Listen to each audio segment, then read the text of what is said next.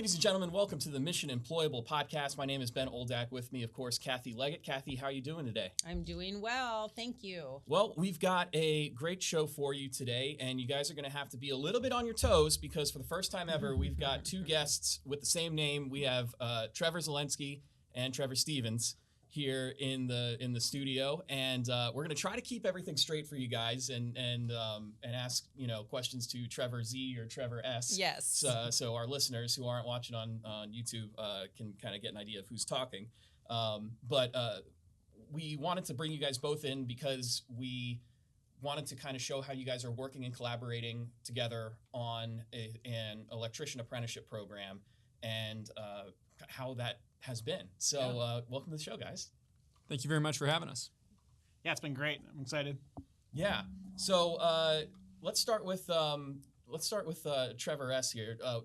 Go ahead and tell me a little bit about your role at the apprenticeship. So I'm the outreach coordinator at Des Moines Electrical Apprenticeship. And so I got brought on about a year and a half ago to kind of help facilitate these pre-apprenticeship programs, our outreach to schools, to community organizations, to nonprofits, and just really create additional awareness around what the electrical apprenticeship, what Des Moines Electrical can provide and offer to schools to kind of support students trying to access construction trades or the electrical industry in particular. Excellent. And then over to Trevor Zielinski, Trevor Z. Hi. So I teach electrical construction at Central Campus. It's a high school program through Des Moines Public Schools. We bring in kids that have an interest in the electrical field, maybe want to be an electrician, and it's a 1.5 year long program. The first semester is we usually kind of focus on sophomores and juniors. They're kind of learning the basics of what it means to be an electrician, kind of what it looks like, some basic electrical concepts, and then that second year is geared towards seniors specifically, and it's kind of that pre-apprenticeship pathway for them to really get their foot in the door with Des Moines Electrical Apprenticeship and employers, and give them access to some really cool benefits through what's called interim credentials, and it gives them a pathway to jump right into the apprenticeship after graduation if that's what they decide to do. Awesome.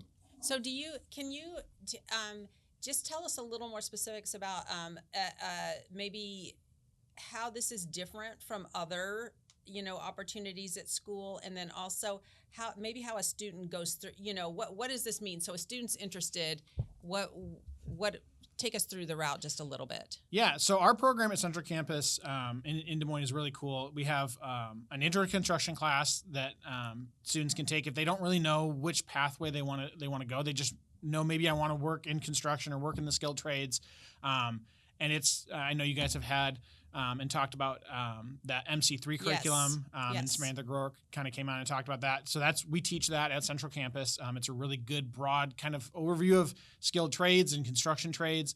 And then we offer different programs. We offer carpentry, electrical, and then an HVAC and plumbing program through Local 33. And so in the electrical program specifically, like I said, I have an entry level kind of semester long class for students to kind of get the basics, and then that senior level class, that's kind of really the meat and the potatoes of the program. That's where I work really closely with Trevor Stevens and the apprenticeship, and we use a program called Interim Credentials that's put on through the nationwide Electrical Training Institute. And it offers students a chance to kind of get that first year of what would be their first year of their apprenticeship training as a high school senior. It gives them kind of a really good foundation for when they're able to kind of step right into work. And then completion of that interim credential program gives them some really cool benefits as far as when they apply to the apprenticeship. They get a direct interview instead of having to go the more traditional route of taking an aptitude test and kind of jumping over some of those other hurdles. And it gives them, my biggest thing is I try to give them access to employers. I have all of the different apprenticeship employers come in and talk with students. We do a signing day. We do an interview day where students have direct face-to-face interviews with all of the employers, and they sit at Central Campus and they do actual real interviews with the students and hire students through those interviews. And at the end of the year, we do a signing day where students that have either been accepted to the apprenticeship or have a job offer from an employer get to come up, and they sign their letter of intent like an athlete would do that, we Right. see all over, and they get to get recognized. And we work with like Milwaukee, donate some tools and stuff for them to have and kind of get their career going. And so it's a really cool program that gives kids an opportunity to get into something and get some real life learning and be able to kind of take that step right out of high school. In a great field too. Yeah. Trevor S., if you could jump in here for us now and say, especially maybe during that senior year, but how do you interact with the students and the program that Trevor's talking about, and what is your role more specifically? So the coursework they use, the interim credentials, is awesome, and I think it's available to adults. It's available to organizations that want to do pre-apprenticeship coursework, and it's electrical specific in nature. It's the same computer mediated learning that our apprentices will use as they're going through. But what Trevor Zielinski and Central Campus are doing is building a program around that. So yeah, it's the coursework. It's helping them get started as a future apprentice. But it's the things like, job site visits that they go on. It's the career and employer connections. It's the visits to the union hall. It's those connections that are really defining what this pre-apprenticeship program is doing and how it supports those students. We bring in our employers and the individuals who do the hiring at different points throughout the year. So they've already met everyone who could potentially be hiring them kind of at this hiring event at the end of the year. So a lot of times they come into these job fairs, if you will, for high school students, and the employers already have a really good idea of who all of these students are. And so then they're prepared to make those commitments to hire even before the end of the school year. And the same thing's true with us. We really get to know all of these students through interacting with them multiple times a year and through the visits they come to our training center. We do the aptitude test on site specifically for these students, which is kind of a standard entry method. It's really not needed if they complete this program, but we do it anyway just to kind of say you could enter through the standard pathway or the pre-apprenticeship pathway. And so by the time they're arriving, I could almost write a letter of recommendation for a lot of these students, and it's those connections I think that this program is doing a fantastic job of helping curate. And that's a key piece of your role. Yes. Which is amazing. Yeah, my role is to help build and grow these pre-apprenticeship programs, help network it to more schools, more students, and then at the same time get connected with other programs. One of my favorite things we're seeing recently is that we're getting invitations to classrooms that we don't traditionally get invited to. And so, of course, in the past, we've been invited to industrial tech classrooms, but a lot of times who you are able to access and connect with is people who already knew they were interested in the trades. But I'm really interested in creating awareness for a lot of these populations that are underrepresented in construction and saying, hey, this is what's available.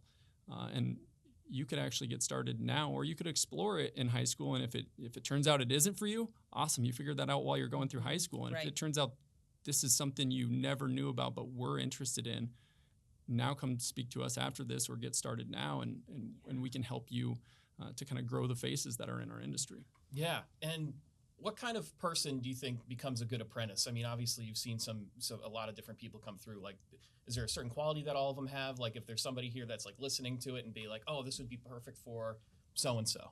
I think what it really comes down to is having the ability to problem solve and to be willing to ask questions.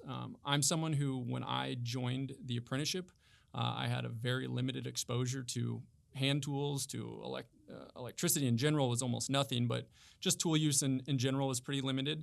So when I showed up, I had brand new tools that had never been used, and it really pointed a finger that, this person's never done this. But that's what the apprenticeship is there for, is to say, we're going to take you from zero, knowing absolutely nothing about what you're about to embark on.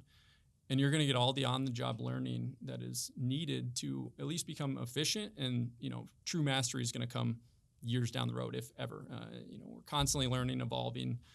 Electricity as we know it and how it's used is continuing to evolve and grow. And so you really don't ever know everything, but it gives you that baseline foundation. So when you graduate from our program, when you get your journeyman license, you're ready to answer those questions that you might not know at that time. Yeah. I think this is a really exciting time for programs like this in Iowa, because I do think they're growing. And one thing I want to just highlight that you said, Trevor, was the opportunity to get in front of other classrooms, because you're right that to take CTE courses is a choice, or career tech, and there are many students who don't experience them. But then to get them the opportunity to learn about some of these things, a light bulb might go off. It might be the thing they've been looking for. So I love that that's happening. But also, and maybe you can just share, I think that there are expanding schools who are interested and starting to kind of follow the path of what has been happening at Des Moines campus with this partnership. Can you talk a little bit about that? Yeah, so this upcoming school year, we've had a lot of conversations, and Iowa Workforce Development has been a huge part of establishing some of those contacts to these schools that we are working with. But the ones that will be kind of kicking off this fall, including Central Campus, will be Southeast Polk. And so they're both running a large classroom where they have the labs to support this, where they're really building these programs around it. I believe there'll be 30 students at Central Campus, 30 senior students, and 40 at Southeast Polk.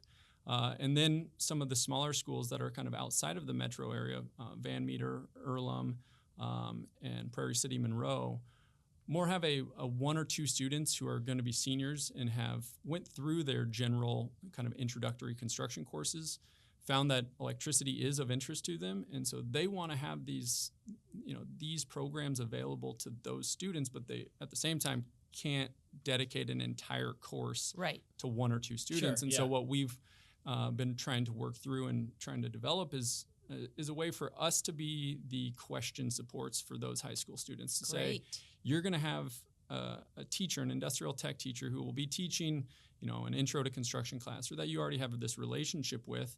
They can facilitate your progress through this pre-apprenticeship coursework, and then any of those extensions or supports, that's where we can come into play and provide some of our apprentice lab spaces for them to come and visit and do those to extend their learning. We can, offer to be available even for like virtual sessions if it's just a question of I'm stuck on this lesson and I don't understand this.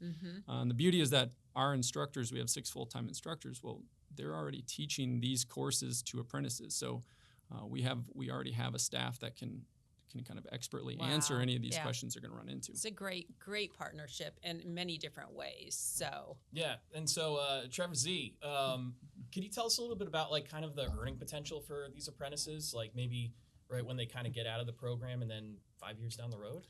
Yeah, so the way the apprenticeship works, they come in as first year's apprentice, and they're already making a living wage, and they get regular wage increases every so many hours. And so for these students that are able to start as 18-year-olds right out of high school, that's a huge benefit for them, because they're able to jumpstart that earning. And we've kind of talked about the opportunities available in the electrical field are continuing to grow, especially here in central Iowa, with all the data centers and things that are being built. There's a massive need for electrical workers, and it's really cool because as we start to see more technologies brought in, and a lot of the new technology that we've started to see in electrical with connected devices and things like that, and automation and all those things, as students kind of join the workforce, they really get to kind of be on the ground level of some of these opportunities and really build up the chance for them to kind of be the experts in that. We have, I've talked to some, especially low voltage electricians that are like, I'm the only one that knows how to do, these specific things. And so I've kind of become the expert in the field in this. And that's kind of where our students can really take off. And as they go through that 5-year apprenticeship program, they can really get to be the ones that know how to do some of these really more complicated things. And that really just makes them even more valuable down the road. And, Trevor Stevens and I were talking just earlier today about how so many of our students, they come in as 18-year-olds and they're able to work their way through the ladder. And by the time that they're, into their career, they're vice presidents of companies and presidents of companies, or they're starting their own companies, or becoming training instructors. There's so many different pathways for somebody to take in this industry, and so for our students, it's really kind of an endless opportunity, and to have the support of the union and their brothers and sisters, is a huge advantage too, and really makes it an awesome career path. Yeah, and the other thing that's really cool about these apprenticeship programs is that while you do get a certificate that you can take, nationwide, you find that a lot of the kids stay here in Iowa.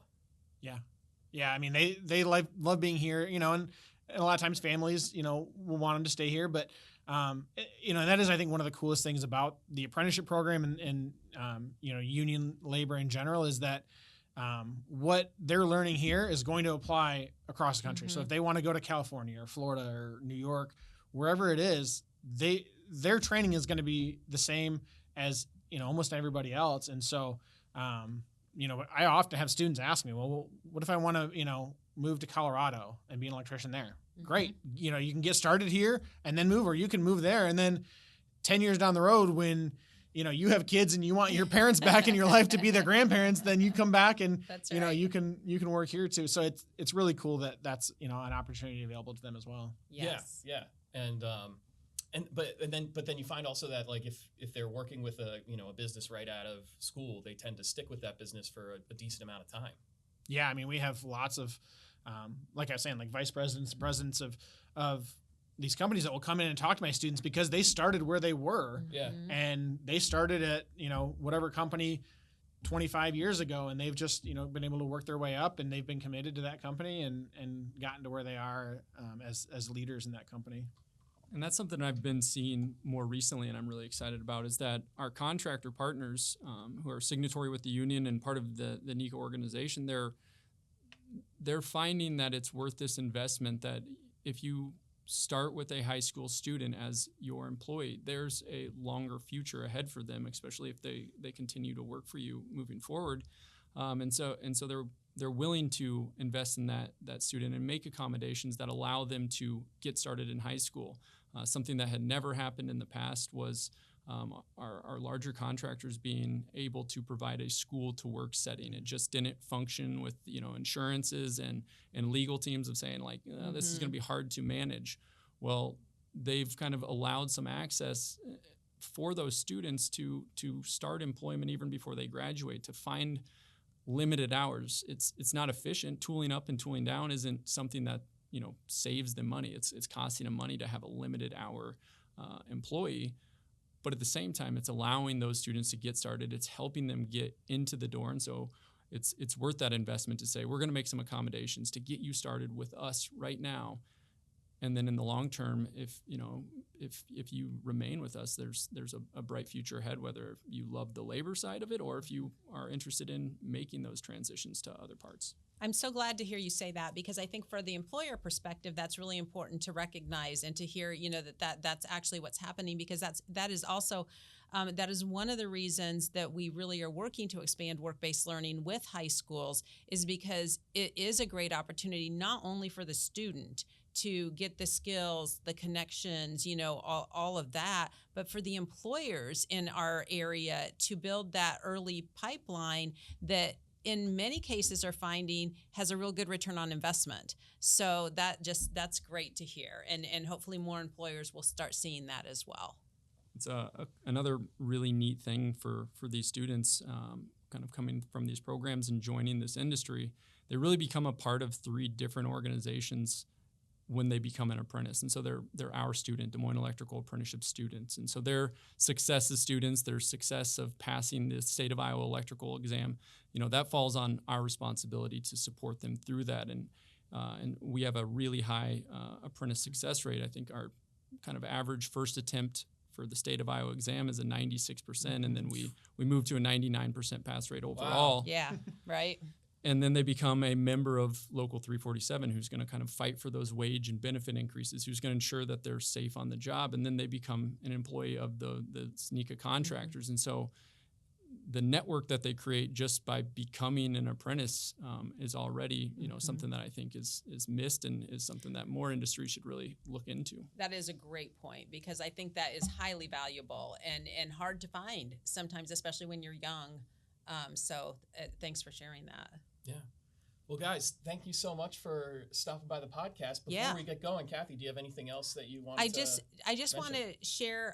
Well, certainly, thank you for sharing about your program and spending time with us. But if people hear this and they are interested in learning more, I'm not sure where to tell them they can contact us or you or yeah. So, I mean, if you have a high school student Yeah. that, thinks they want to be a part of the electoral field, and whether they're a Des Moines student or not, like I had mentioned earlier, Central Campus serves over, 30 some odd school districts around the area.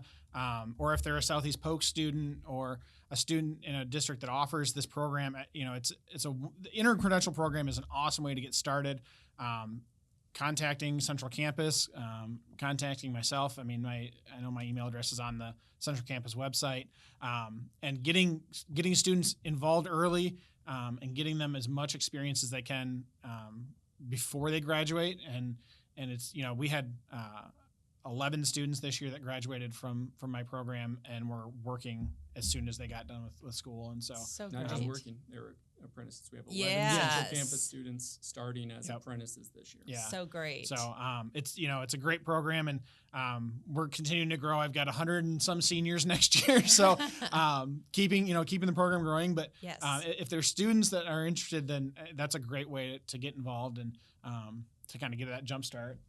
And a quick Google search of Des Moines Electrical Apprenticeship, you'll find our website, you'll find my name, our social medias as well will get you to me. And so if you do have students, if you're a program that's interested in providing this access to students, or if you're a community organization for adult learners Adults, who are yeah. interested, this Yes. is available for them as well, and we're happy to wonderful. support that access. Yeah, and if you want to learn more about that apprenticeship or other apprenticeships across the state, you can always go to workforce.iowa.gov/apprenticeship, and that'll get you to our website as well.